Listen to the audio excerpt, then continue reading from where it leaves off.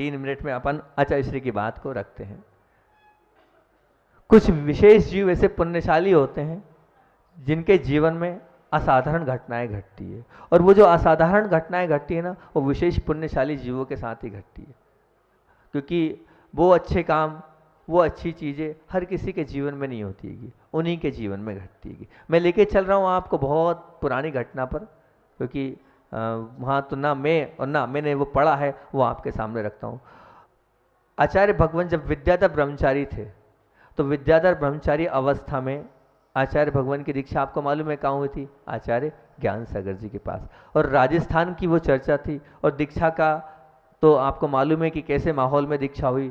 जब वो दीक्षा हो रही थी तो सीधे मुनि दीक्षा गुरु जी की हुई, सीधे डायरेक्ट। जब मुनि दीक्षा हुई तो मुनि दीक्षा का खूब विरोध हुआ। तब आचार्य ज्ञान सागर जी ने कहा था, मैंने उसको सब देख लिया, सब परख लिया है, वो पुण्यशाली जीव है।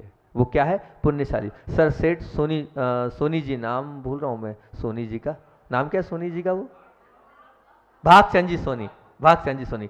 वो खुद गए थे आचार्य श्री के पास, ज्ञान सागर जी के पास। हम आपसे निवेदन करना चाहते हैं, बहुत कम उम्र है उनकी, इतनी कम उम्र में दीक्षा देना योग्य नहीं है। तो उस वक्त आचार्य श्री ने कहा था, वो व्यक्तित्व अलग है, उसकी होड़ सभी संसारी प्राणियों से मत करो।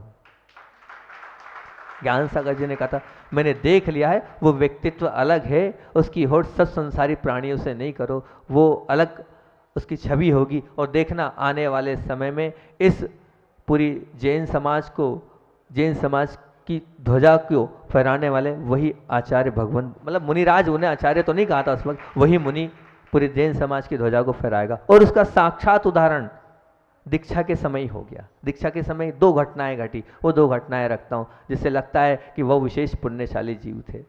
वैसे सामान्य से हाथी मिलते नहीं हैं, हाथी मिलते नहीं हैं, पर आचार्य श्री की जब दीक्षा हो रही थी, वो पुण्य योग से वहाँ पर 1 नहीं 2 नहीं 9 हाथी आए थे।